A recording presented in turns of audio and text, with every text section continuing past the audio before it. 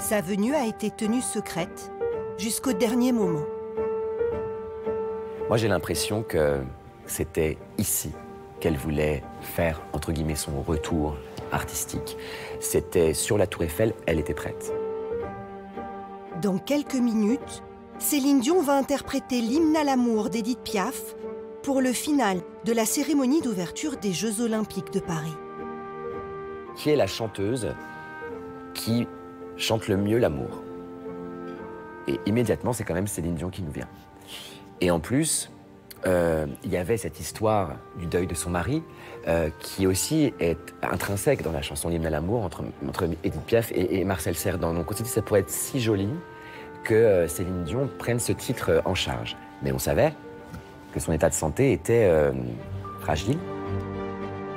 Car Céline Dion est atteinte d'une grave maladie neurologique qui l'a tenue éloignée de la scène depuis plus de 4 ans. Alors, lorsqu'il la contacte 6 mois plus tôt, le pari n'est pas gagné. On sait qu'elle adore l'idée, on sait qu'elle est très heureuse du concept, que tout lui plaît, mais il y a toujours l'état de santé, on verra si elle pourra le faire ou non. Jusqu'au jour J. Thomas Joly lui propose 2 possibilités en fonction de son état de santé. Soit vous chantez ici, sur le Trocadéro, sur la scène du Trocadéro, avec un accès aux coulisses rapide, une loge pas loin, vos équipes, etc. Ou la deuxième solution, qui est notre préférée, c'est sur la Tour Eiffel. Et elle me dit que les choses soient bien claires.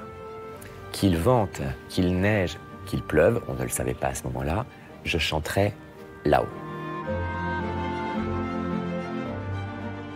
Je la sentais un peu nerveuse malgré tout parce que je la connais de l'intérieur et de l'extérieur.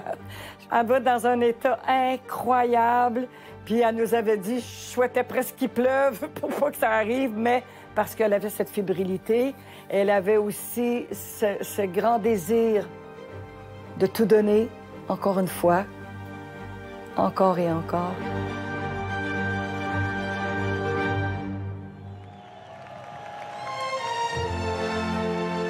Alors, malgré la pluie battante, Céline Dion s'élance à l'assaut de la Tour Eiffel.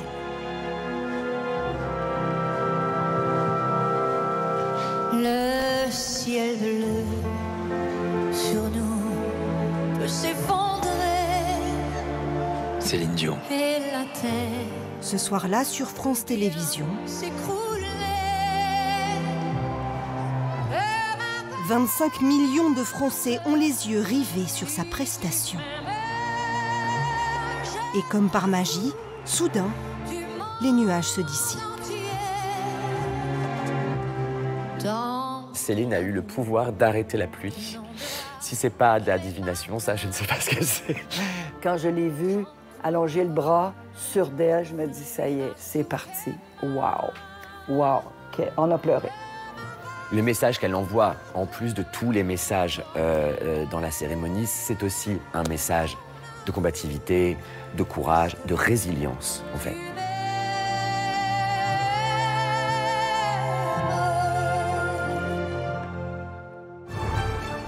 Mais où Céline Dion trouve-t-elle sa force?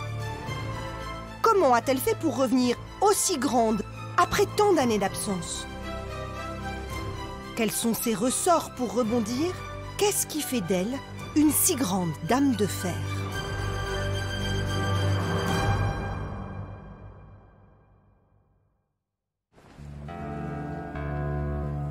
Denver, Colorado. Il y a 2 ans, un jet atterrit en toute discrétion sur le tarmac de l'aéroport. Sa célèbre passagère peut facilement y passer inaperçue. Qui imaginerait croiser Céline Dion ici, sur les terres des cow-boys? C'est pourtant bien là que la chanteuse a rendez-vous, à l'hôpital universitaire de la ville, où même le personnel n'a aucune idée de ce qui se trame. Une seule personne est au courant, la docteure Amanda Piquet, une neurologue spécialiste des maladies auto-immunes. Elle est venue nous voir ici à l'hôpital universitaire de Denver pour notre expertise. Elle présentait des symptômes similaires à beaucoup de patients, des spasmes douloureux et handicapants. Nous avons donc commencé à travailler ensemble et nous avons établi une très bonne relation toutes les deux. Le docteur Piquet multiplie les analyses. Elle est finalement la première médecin à poser un diagnostic que la chanteuse va annoncer elle-même à ses fans. J'éprouve des problèmes de santé depuis longtemps. Et ce n'est pas facile pour moi d'y faire face. Récemment, j'ai été diagnostiquée avec un trouble neurologique très rare, appelé en anglais Stiff Person Syndrome. En français, le syndrome de la personne raide, une maladie incurable qui touche 1 à 2 personnes sur 100 000 selon les toutes dernières études. Le syndrome de la personne raide est une maladie neurologique auto-immune progressive qui affecte le système nerveux central. C'est comme si vous ne pouviez plus contrôler vos muscles. Vous recevez des messages contradictoires de contraction et d'étirement, ce qui provoque des spasmes musculaires, des raideurs et, de fil en aiguille, des difficultés à marcher.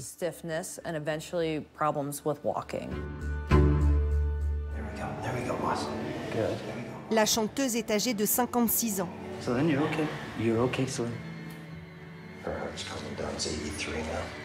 Et à ce stade de la maladie, elle traverse des épisodes de crise paralysantes très impressionnantes. Voici les seules images qui en existent. Put your fingers in her hand, just in her hand. Squeeze Brian's hand if you can. Good. So she's still with us. Elles sont tirées d'un documentaire diffusé sur Amazon Prime. C'est la chanteuse qui l'a produit. Elle veut révéler au grand public l'ampleur de son mal.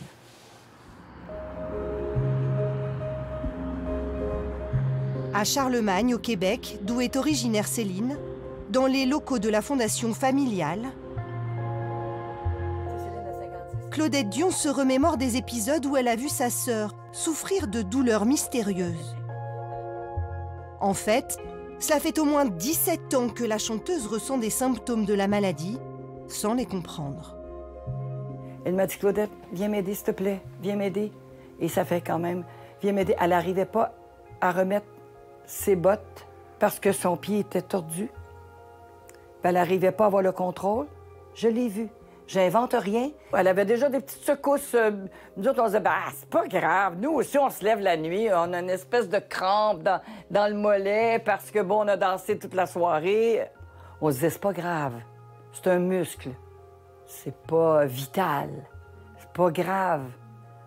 Calme-toi. Relax. Avec le temps, ces symptômes s'aggravent et s'intensifient. Céline Dion va décider de souffrir en silence et de s'auto-médicamenter. Elle va prendre du Valium, elle va monter à haute dose, 80 à 90 mg par jour. On estime qu'il faut en prendre jusqu'à 40 mg maximum par jour. Ça devient dangereux pour sa propre santé.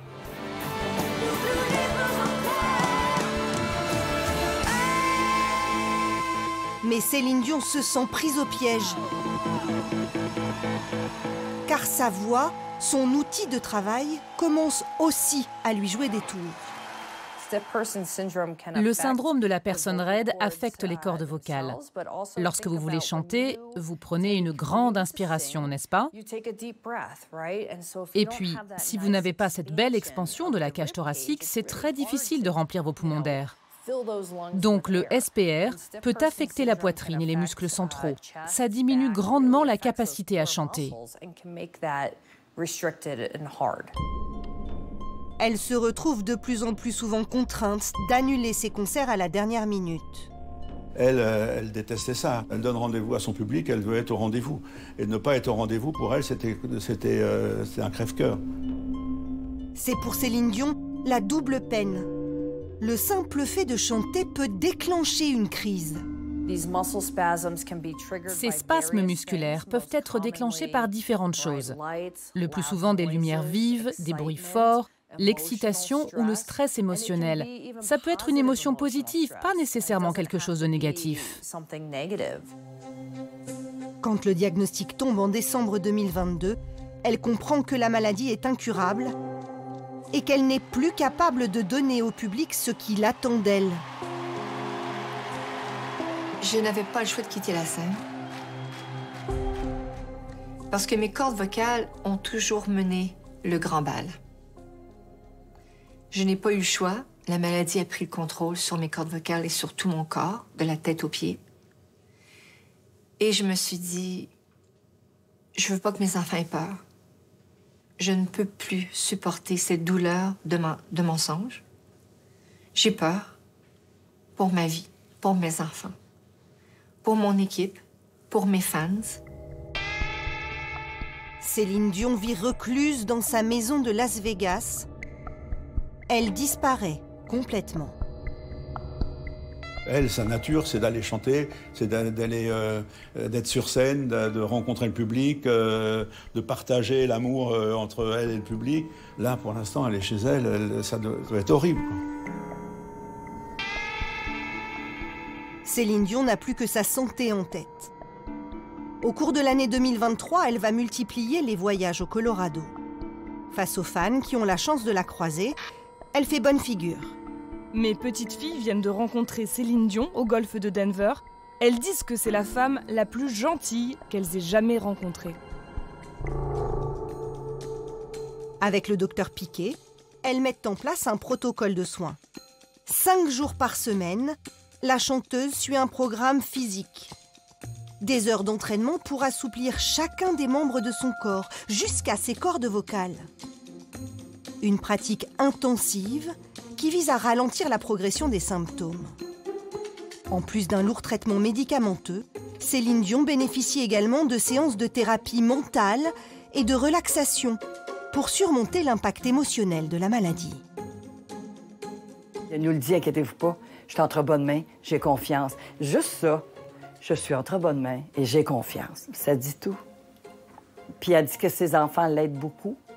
Bien, moralement, on va se le dire. Puis ses enfants la regardent vivre ça, comment elle est disciplinée, puis comment c'est ardu, certainement, des journées. Alors, je trouve que c'est un exemple de courage exceptionnel pour ses enfants puis ses beaux amours. Pendant ces longs mois, Céline Dion se raccroche à une idée qui devient presque une obsession. Retrouver son public. Comme elle le martèle dans cette interview diffusée sur la chaîne américaine NBC. I'm going to go back on stage, even if I have to crawl, even if I have to talk with my hands. I will. I will.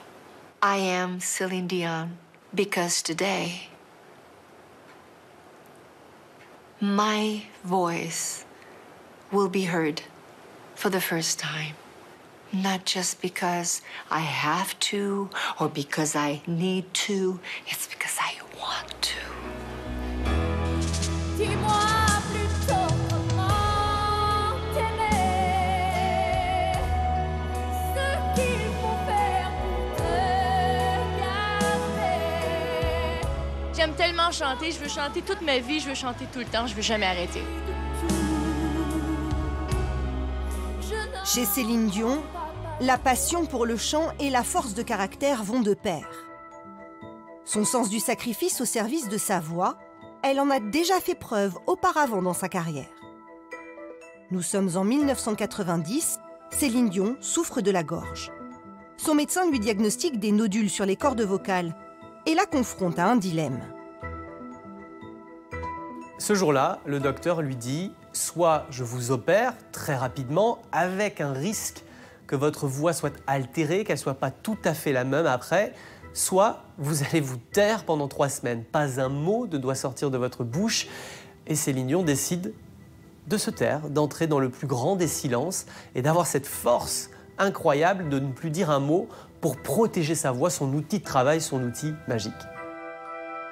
Parler ou chanter, c'est le même geste, c'est le même mouvement, c'est les mêmes... Vibre, ouais. Oui. Donc, il faut que les cordes vocales arrêtent de bouger, il faut que ce soit au repos, il ne faut pas qu'ils se touchent. Donc, pendant 3 semaines, et ça a été un des plus beaux moments de ma vie. Quand elle parlait à ma mère au téléphone, elle dit si je dis oui, je fais un coup sur l'appareil. Si c'est non, je te fais 2 coups sur l'appareil. Il était drôle, toutes les deux, là. De cette expérience, elle va en garder une incroyable habitude qu'elle va reproduire chaque semaine. Il t'arrive de ne pas parler des fois pendant une journée pour récupérer ta voix pour travailler. Oui. Il semblerait même que tu aies appris, moi j'ai appris à éternuer, à tousser, enfin t'as des trucs pour préserver ta voix. Oui. Dingue, c'est un boulot permanent. Ben, c'est un boulot, mais je suis payée cher quand même pour le faire. et je pense que c'est la moindre des choses. Les gens viennent me voir en spectacle, achètent les disques. Je me dois de donner le maximum de moi-même. Je donne le 100% dans tout ce que je fais.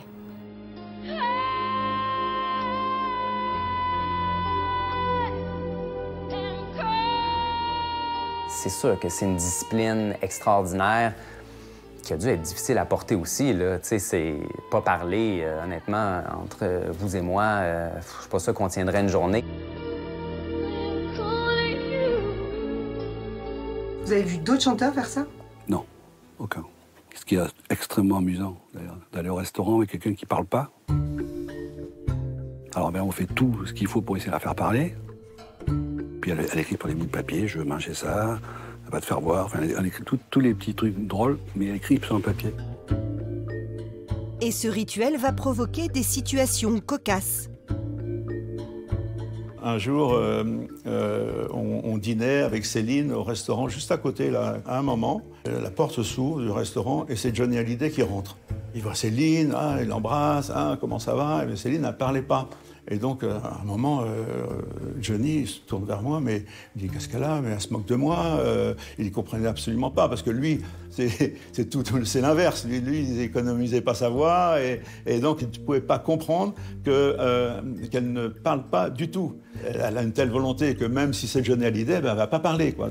On le sait que c'est pas facile, mais elle était prête à tout. J'aurais voulu être un artiste.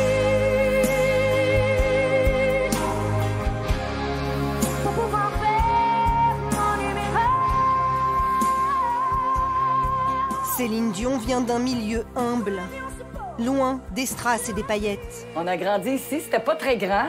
Je te dirais qu'il y avait 4 chambres, dont 16 personnes habitaient. Mais l'ambition la dévore dès le plus jeune âge. Je me rappelle, elle avait à peine 3 ans. Puis elle a dit, moi aussi, je vais être chanteuse. On l'avait mis debout sur la table de cuisine. On lui avait mis une robe très soyeuse pour faire une surprise à mon père et à ma mère qui arrivaient de faire des courses. Alors, on lui avait donné un micro. Puis quand mes parents sont arrivés, qu'est-ce qu'elle fait? Elle va vous faire un spectacle. Céline a ça dans le sang. Mais pour se faire une place, elle va devoir batailler. Elle est la dernière d'une famille de 14 enfants, tous musiciens. Un milieu compétitif qui la pousse toujours à se dépasser. Je pense que la force de quelqu'un comme Céline Dion, ou de quelqu'un comme Patricia, ou de quelqu'un comme Johnny, quand tu regardes leur histoire, tous ont dû se battre. Les gens qui viennent d'un milieu modeste et qui ont suivi une passion, il faut travailler. Donc l'effort est dans ton ADN parce que tu sais, de toute façon, tu n'as rien du tout qui est acquis. Céline ne voit aucune limite à ses ambitions. Sauf peut-être le périmètre de son Québec natal. La chanteuse se trouve à l'étroit dans sa petite province francophone et veut élargir ses horizons. Écoutez, moi, c'était mon rêve. Moi, j'ai commencé à chanter, j'avais 5 ans. Puis j'avais quand même une grande vision du show business. Moi, je voulais chanter en français, je voulais chanter en anglais, même peut-être dans d'autres langues. Je voulais avoir une carrière qu'on appelle internationale pour chanter pour le plus de monde possible. On voyait cette ascension-là et puis cette ambition décomplexée aussi d'être number one.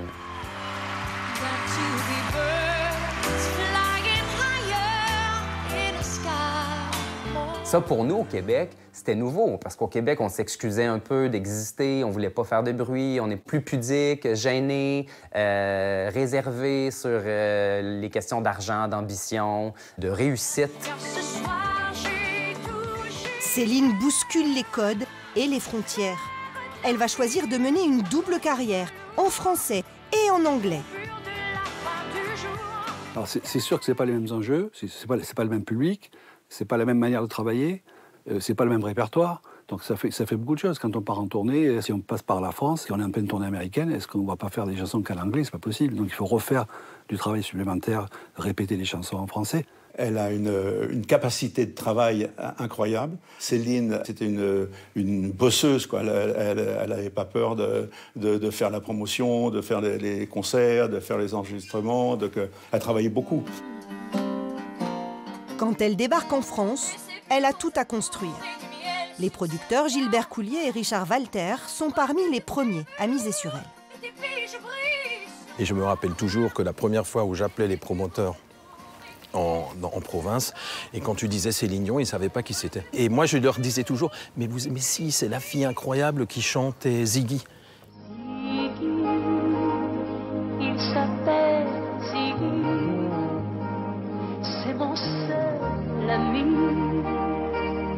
Dans sa tête, il n'y a que de la musique.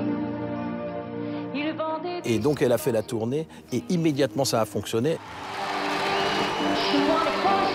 J'ai été à côté et j'ai vu éclore le premier étage de la fusée, parce qu'à partir de ce moment-là, ça ne s'est plus jamais arrêté. C'était une personnalité. Donc c'est vrai qu'on se doutait que ça allait fonctionner. Lorsqu'ils organisent cette première tournée française, Céline Dion sort tout juste de studio, où elle vient d'enregistrer l'album 2, qui deviendra le disque francophone le plus vendu au monde. C'est très un peu sexy, fallait pas commencer comme ça.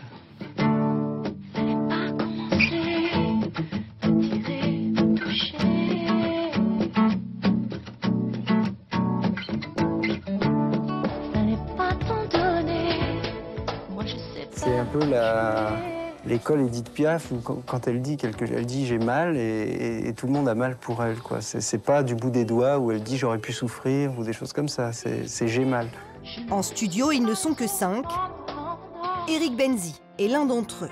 Et il va être bluffé par l'énergie et le professionnalisme de cette jeune femme de 27 ans. C'est hors du commun.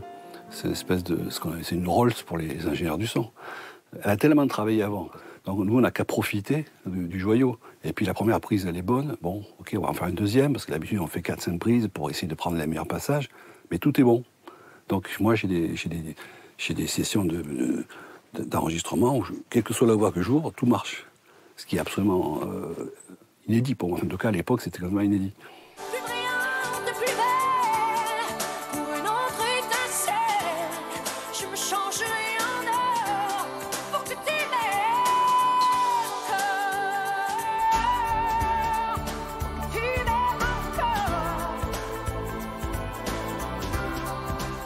L'enregistrement de l'album, qui devait prendre 10 jours, n'en prendra que 5. Le disque est vendu à 20 millions d'exemplaires à travers le monde.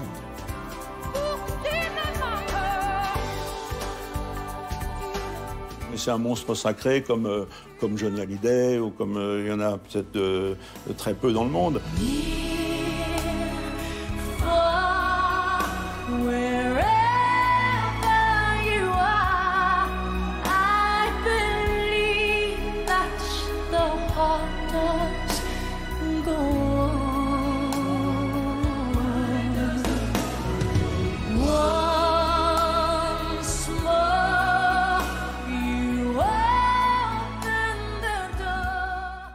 La carrière de Céline Dion est sur des rails et elle ne laissera rien l'entraver, pas même les coups durs de la vie.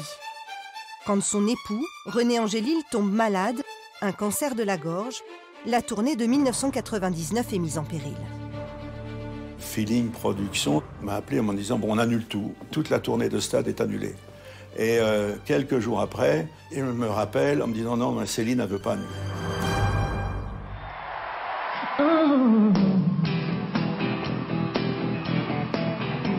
Elle a eu la volonté de dire non, je vais faire le Stade de France, je vais le faire.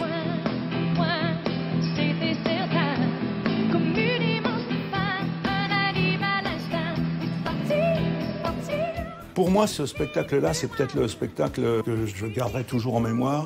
Il y avait une telle émotion, parce qu'elle était sur scène et elle communiquait avec René, qui était resté en Floride. René est en Floride en ce moment. Il est assis bien confortable dans son sofa en Floride, dans son salon. Et grâce à la technologie, eh bien, ce soir, René, Il est avec nous, il voit le spectacle, il vous voit et il vous entend. Alors merci pour cette belle énergie. Mon amour, je t'aime. Dans le public, il y avait des pancartes « René, on t'aime ». C'était une émotion extraordinaire.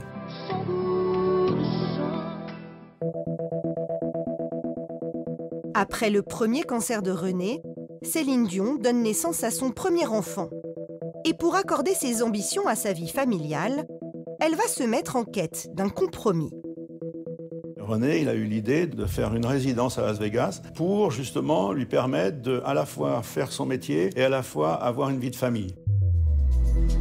Cette annonce va avoir l'effet d'une bombe dans le show business.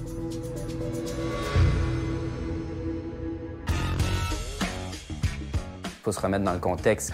Au début des années 2000, Las Vegas, c'est des hôtels thématiques du genre Aladdin, César, Rome, avec essentiellement des spectacles beaucoup plus pour adultes.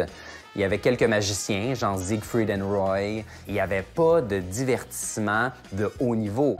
Les gens ne comprenaient pas. Ils disaient elle va aller finir sa carrière à Vegas, c'est le déclin.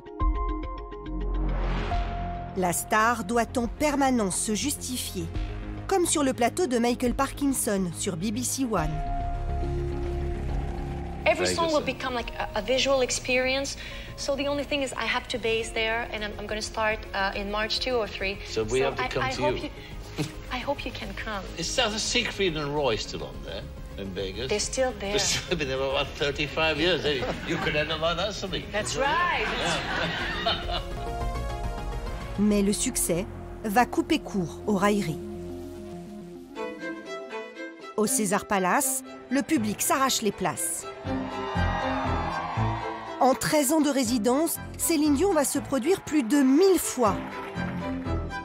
Une salle a même été construite spécialement pour elle, le Colosseum, une réplique du Colisée romain de 4000 places. La salle était exceptionnelle. Chaque siège était très près de la scène était inclinée, mais ça veut dire que pour les performeurs, ça, il faut que tu retiennes ton corps constamment. C'est extrêmement physique, ces prestations. Donc, il y a souvent eu des parallèles entre l'athlète olympique et la chanteuse. Les spectacles de Céline Dion vont générer 681 millions de dollars de revenus, un nouveau record dans l'industrie du spectacle. Ce modèle amène un nouveau souffle sur la ville, qui accueille désormais les plus grands noms de la chanson.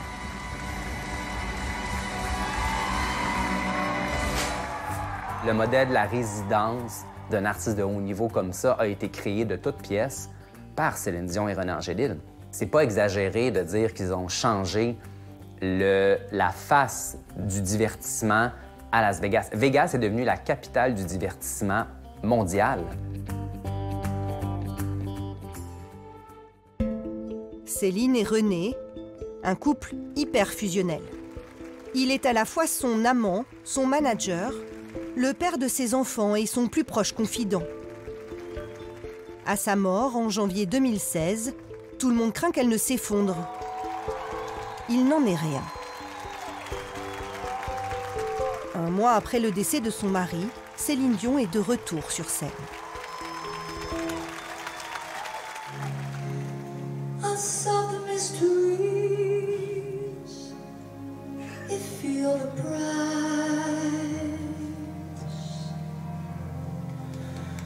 Refresh these tired eyes with one more look at you. Après 2016, rapidement après le décès de René, elle va faire de la tournée, elle va retourner en France, au Québec, elle fera une tournée asiatique aussi. Céline a vécu le deuil sur scène, elle a vécu le deuil avec le public, en chantant le besoin de ça. Je ne vivrai jamais sans René. Il sera toujours avec moi. Ce spectacle, c'est ma façon de vous donner tout mon amour en retour. Elle était déjà prête, déjà mentalement, elle disait, moi, je sais que je vais perdre mes parents plus jeunes. Tu sais, ma mère, elle avait 41 ans quand elle a eu Céline.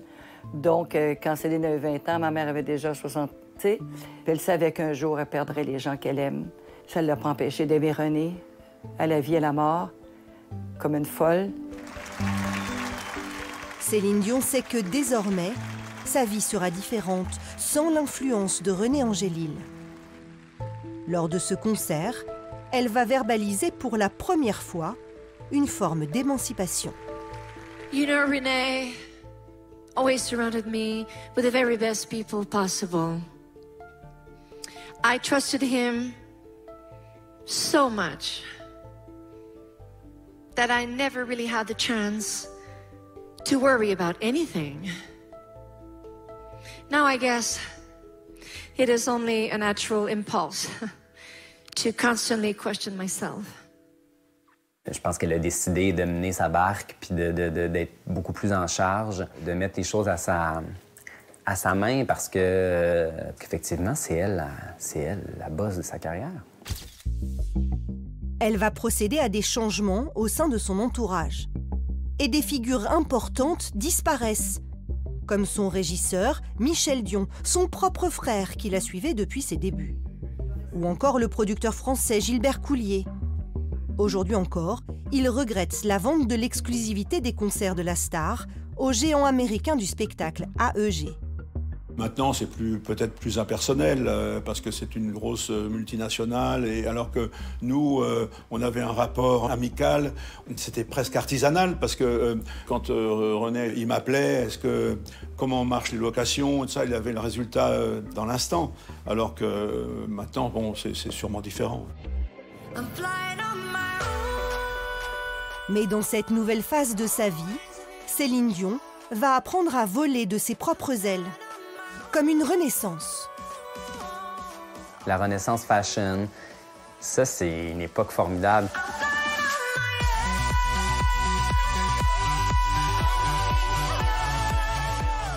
Ouais, c'est juste du fun, ça. Céline a décidé d'être fashion puis de commencer à oser probablement plus.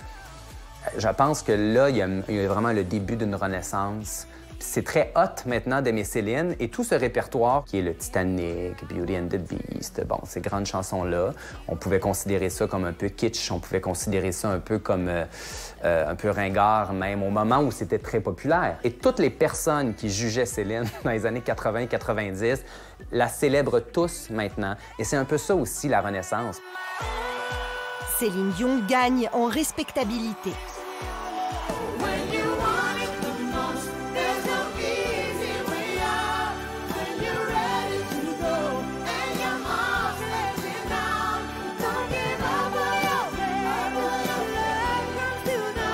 Mais alors qu'elle est au sommet de sa gloire, la chanteuse est stoppée net dans son élan. On est en mars 2020 et la pandémie frappe le monde entier. Le Covid stoppe brutalement la tournée mondiale de Céline Dion et surtout sa maladie prend de l'ampleur. Elle n'arrive pas à la contrôler et elle ne sera pas capable de remonter sur scène et de reprendre le fil de ce tour mondial. La maladie l'écarte de la scène, mais aussi de la vie publique. Ah ouais, moi je m'ennuyais parce que j'ai jamais connu un monde sans Céline Dion et j'ai jamais connu une pause comme la pause avant l'annonce du diagnostic où elle n'était pas dans les médias. Elle ne donnait pas d'entrevues, elle ne donnait pas de nouvelles. C'était inquiétant. En fait, ce que les fans ignorent, c'est que loin d'envisager la fin de sa carrière, Céline Dion orchestre en coulisses un grand retour, dont le scénario a été minutieusement préparé et qu'elle va révéler stratégiquement, étape par étape.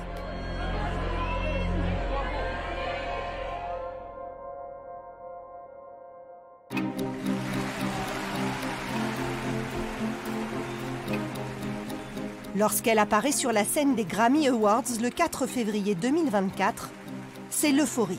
Cela faisait 4 ans qu'on n'avait pas vu Céline Dion en public. I'm happy to be here. I really mean it from my heart.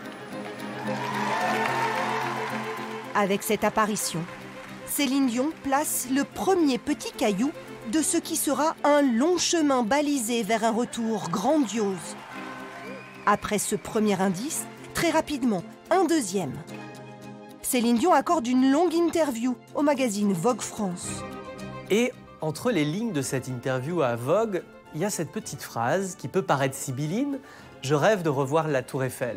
Alors on se dit que oui, elle a envie de revenir à Paris, de voyager, mais ça me met la puce à l'oreille, on est au printemps, et le 26 juillet, qu'est-ce qui se passe? Cérémonie d'ouverture des Jeux Olympiques. En fait, elle nous glisse un indice génial. Je vais revenir, vous allez me voir au mois de juillet, je serai là, je serai au top. Et pour préparer ce retour spectaculaire, elle ne laisse rien au hasard. Avec la maison de couture Dior, elle participe à la conception d'une robe iconique. Il y avait plusieurs propositions, mais c'est surtout elle qui a choisi. Une tenue en georgette de soie blanche, plus de 1000 heures de travail pour broder des milliers de sequins et 500 mètres de franges perlées. Et en plus, ce qui est très joli, c'est que les perles ressemblent pas mal à des gouttes d'eau. C'est pas comme s'il y en avait eu un peu ce soir-là. Non, mais ce qui est très joli, c'est comme si elle les avait toutes reçues le soir de la cérémonie et que les gouttes d'eau s'étaient transformées en perles et qu'elles avaient ruisselé sur son costume, sur sa robe.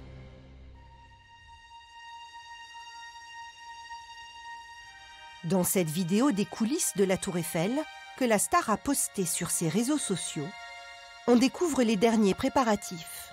Une quinzaine de personnes s'affairent autour d'elle pour une prestation qui va entrer dans les annales. Plus d'1 milliard de personnes l'ont regardée à travers le monde. Nous aurons pour nous l'éternité dans le bleu. Ah mon Dieu, j'ai pleuré. J'ai pleuré ma vie, comme on dit. Tout a été mis pour que ce soit un tableau spectaculaire et puis qui a fait rêver, puis que, honnêtement, qui a donné de l'espoir aux gens dans une période où le monde va mal. Elle nous a donné du beau. Oh, c'était incroyable. J'étais si fière d'elle. Je me suis remémoré le chemin qu'elle a parcouru pour en arriver à ce résultat en juillet. Ça en dit long sur sa force, son courage, son ambition. Céline, chantant l'hymne à l'amour, rechantant pour la première fois depuis longtemps sur cette tour Eiffel qu'on appelle la Dame de Fer. Moi, c'est vrai que tout d'un coup, je me dis, ouais, c'est 2 dames de fer qui sont là, quoi.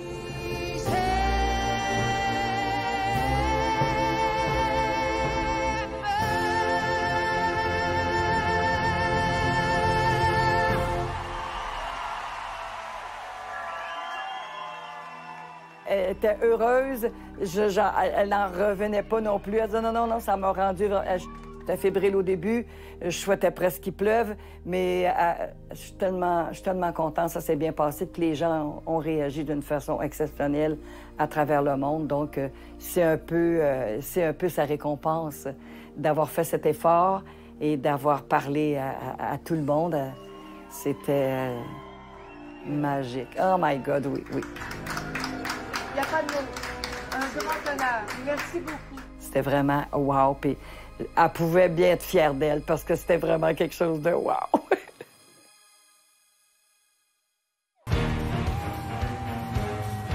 Céline Dion signe-t-elle là son grand retour?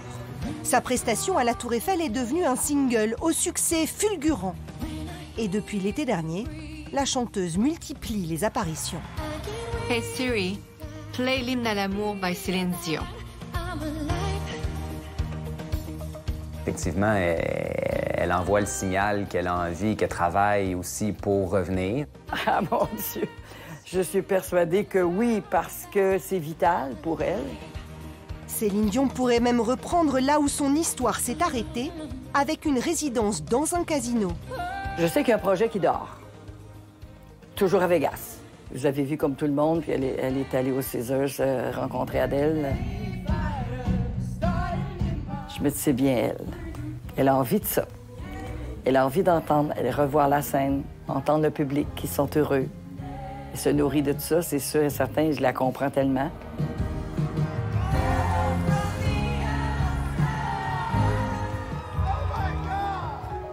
Mais son état de santé le lui permet-il? Quelques semaines après les Jeux Olympiques, la presse française s'interroge. Céline Dion aurait-elle chanté en playback à la Tour Eiffel? Je pense qu'on n'aura jamais la réponse à ça, mais en même temps, est-ce qu'on s'en fout pas un peu? Je pense qu'une prestation artistique, c'est l'émotion que tu reçois, c'est le frisson. Officiellement, les organisateurs de la cérémonie affirment qu'il n'y a pas eu de playback. Céline Dion a bien chanté réellement à la Tour Eiffel. Mais tous les fans se sont posé la question. Est-ce qu'on peut faire confiance qu'au moment où on la retrouve dans ce qu'elle veut nous offrir, elle ne va pas avoir une crise comme ce qu'on a vu dans le documentaire? Les gens dépensent des milliers d'euros, de dollars pour aller la voir, bien, elle doit avoir confiance qu'elle va donner un spectacle, qu'elle ne va pas annuler son spectacle. Donc, il y a tout ce lien-là qu'elle doit rebâtir. Comme à son habitude, Céline Dion ne va pas laisser les épreuves de la vie dicter son avenir. La chanteuse a décidé de faire un don de 2 millions de dollars pour faire avancer la recherche sur un traitement. Mais le chemin est encore long.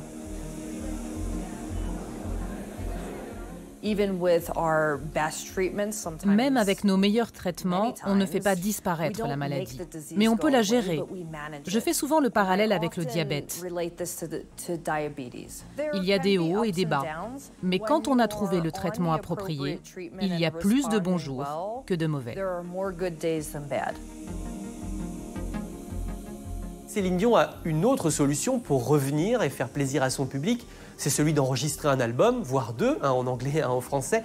Finalement, elle peut le faire, ça, Céline Dion. Elle peut très bien aller en studio, un jour, 2 jours, s'arrêter une semaine si ça va pas bien, puis reprendre le chemin du studio. Le retour discographique, c'est un peu la seule solution à court terme pour Céline Dion. J'ai compris tous les mots. 30 ans après le mythique album 2, Céline Dion a remis la main sur une chanson que lui avait écrite Jean-Jacques Goldman. Un inédit, attendu avec impatience par ses fans. La star n'a pas enregistré de chanson en français depuis 2016. Émotionnellement, ce qu'elle a vécu dans les dernières années, ce sera fascinant de voir comme artiste qu'est-ce qu'elle en fera. Mais c'est sûr qu'elle va rechanter. C'est sûr. C'est sa vie. C'est ça qui est touchant pour les gens. C'est ce conte de fées-là, puis les gens ont besoin de contes de fées. Ils aiment Céline comme elle aime la reine d'Angleterre, comme elle aime Cendrillon. C'est vrai que c'est une belle histoire. Et quand il y a une belle histoire, ça devient mythique. Je dis souvent, les gens l'adorent à travers le monde. C'est pas juste sa voix. Ils l'aiment pour elle, en entier, de tout ce qu'elle est, de tout ce qu'elle dégage. C'est une âme et un cœur incroyable. J'irai chercher ton cœur si tu l'emportes ailleurs, même si dans tes danses, d'autres dansent tes heures.